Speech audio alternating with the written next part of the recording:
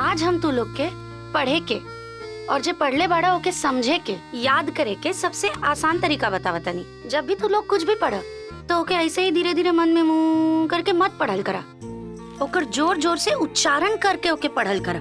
ऐसे कइला से का होला, जब भी कोनो बात हमनी के मुंह से निकलेला और जब बात अपना कान में पड़ेला तो हमनी के ब्रेन एकदम समझेला कि अब कोनो बात आइल बा दिमाग में, एके याद रखे के बा। अरे बाप रे बाप साहब, ठीक बा ना?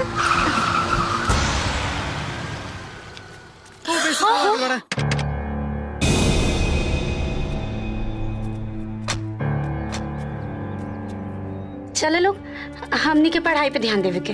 हाँ तो हम का कहत रहनी? साहब नमस्ते, साहब नमस्ते। नमस्ते नमस्ते मैम, नमस्ते। का हो रहल बा? लइके बाहर पढ़त ताड़े?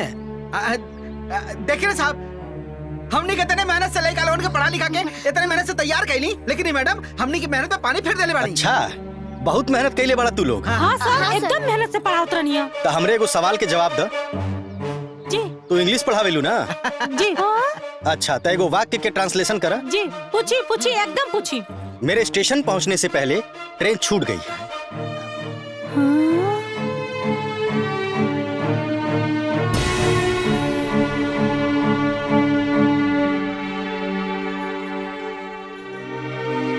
अरे साहेब, आज ले हमारे साथे ऐसन कबो भइला ना कि हम स्टेशन जाई और हमार ट्रेन छूट जा। तो कैसे आपके ट्रांसलेशन करके बताई? एकदम सही बोले ताड़ी। तू तो गणित के टीचर बाटू ना? हाँ हाँ मैडम जी, हम गणित के टीचर हैं। चला तू हमरा सवाल के जवाब दा। अगर मान ला तो का दुकानी जाके 3 किलो आलू लिवाए के होई। हाँ हाँ। 1 किलो आलू का रेट 6.5 रुपया, तो 3 किलो आलू के दाम कितना भइल?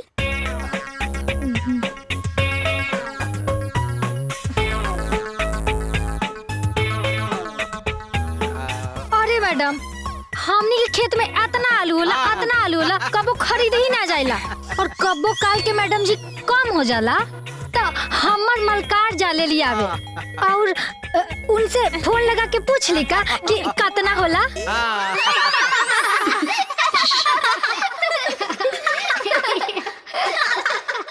भूगोल वाली है ना?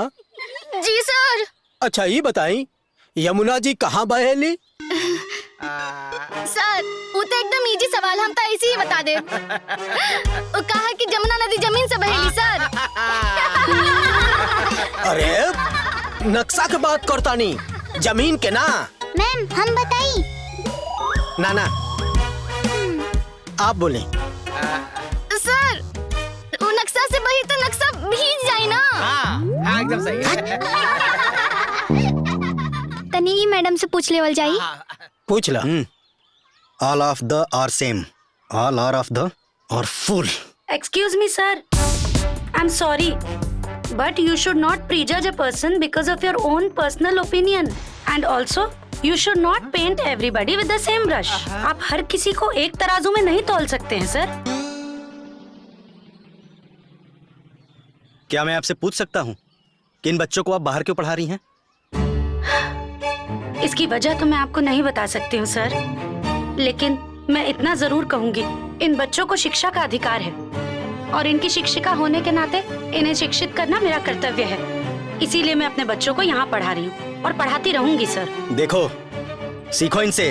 1 सप्ताह का समय दे रहा हूँ, अगर उसके अंदर मामला सब ठीक नहीं हुआ तो आप सबकी खैर नहीं, समझे? चलो बच्चों, पढ़ाई पर ध्यान दो। ये क्या लिखा है मैंने? अच्छा चलो मेरे पीछे बोलो।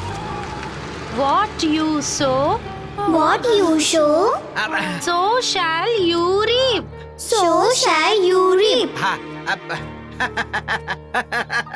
ममता, अरे सब कुछ भुला जा, सब पे पानी फेर दा।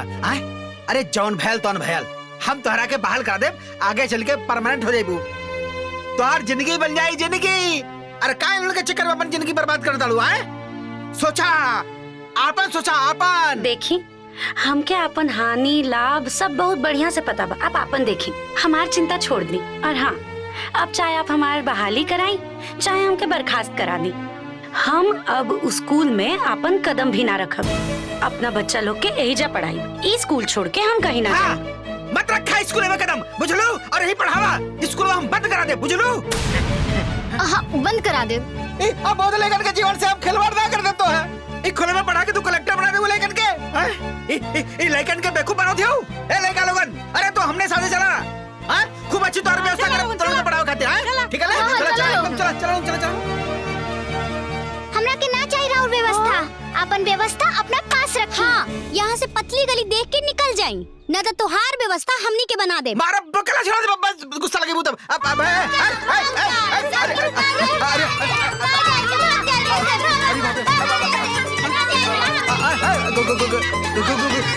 गुड्डा गल बनेगा आई कुल। बैठो लोग, बैठो, बदमाशी मत करा। हाँ साइकिल वाली दीदी। अरे गामा के पतोह के देखा, घर में सास ससुर पति का सेवा, स्कूल में ईमानदारी से लड़कन का पढ़ाई। सही कहत बाड़ा, जौने लगन से ही पढ़ावत बाड़ी, गांव का लड़का सुधर जाई है।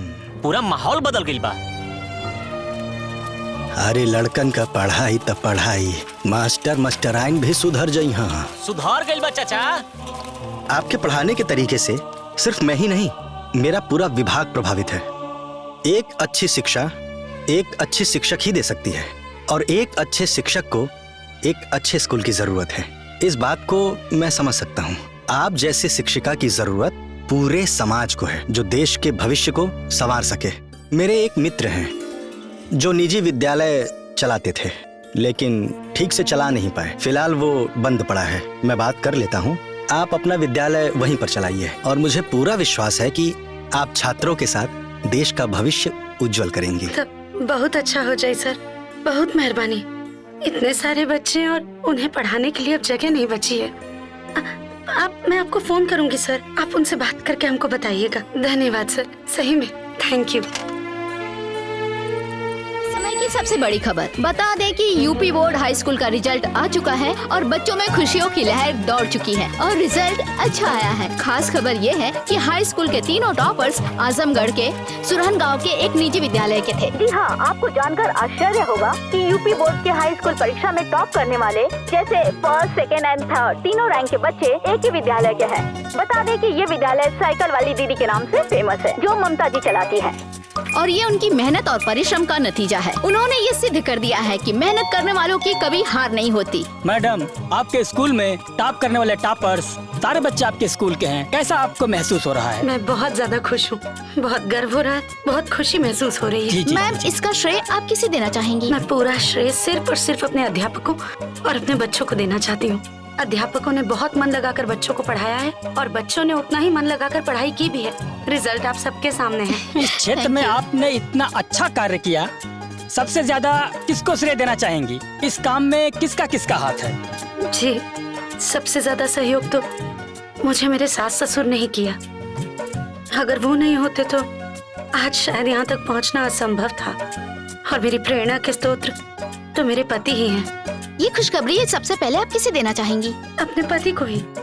उन्हें ये जानकर बहुत खुशी होगी कि आज हमारे विद्यालय के 3 बच्चों ने टॉप किया है। मैं उन्हीं के पास जा रही हूँ ये खुशखबरी देने। धन्यवाद। मैडम सुनिए मैडम, एक सवाल और। इतना बड़ा स्कूल, इतने सारे बच्चे, अभी भी आप साइकिल से चलती हैं। जनता पूछना चाहती है। ये साइकिल ही मेरी पहचान है। जी। मेरे बच्चे मुझे प्यार से साइकिल वाली दीदी कहकर बुलाते हैं। और मैं अपनी इस पहचान को खोना नहीं चाहती हूँ। और दूसरी बात, मेरे पास इतने पैसे भी नहीं है कि मैं कार से चलूं। जी। ये क्या कह रही हैं आप? इतना बड़ा विद्यालय है आपके पास और आपके पास पैसे नहीं है? जी बिल्कुल, क्योंकि मैं विद्यालय चलाती हूँ, व्यापार नहीं करती। हमारे स्कूल में कई तरह के बच्चे पढ़ते हैं, जिनमें से कई बच्चे बहुत गरीब भी हैं। वो फीस नहीं दे पाते हैं, लेकिन हाँ, शिक्षा हर एक बच्चे को समान ही मिलती है। कितना फीस है आपके विद्यालय में? मात्र 50 रुपए। बस? फिर आपका खर्च कैसे चलता है? अरे खर्च है ही क्या, मेरी साइकिल तेल थोड़ी पीती है। और बस मेरे पति की दवाई है। अच्छा। मेरे सास ससुर को 2 वक्त का खाना मिल जाए। अच्छा। इसके अलावा किसी चीज की आवश्यकता नहीं होती। कुछ पैसे बच ही जाते हैं, जिससे उन गरीब बच्चों की पढ़ाई होती है। चलिए अब मुझे जाने दीजिए। ये खुशखबरी अपने पति को बहुत बधाई हो। Thank you ma'am. तो देख लिया आपने, इतना बड़ा स्कूल, बताइए, जहाँ पर हजारों रुपए स्कूल फीस लेती है, वहाँ पर साइकिल वाली दीदी मात्र 50 रुपए फीस लेती हैं और सबसे अच्छी शिक्षा और सबसे अच्छी व्यवस्था भी देती हैं। नमस्कार।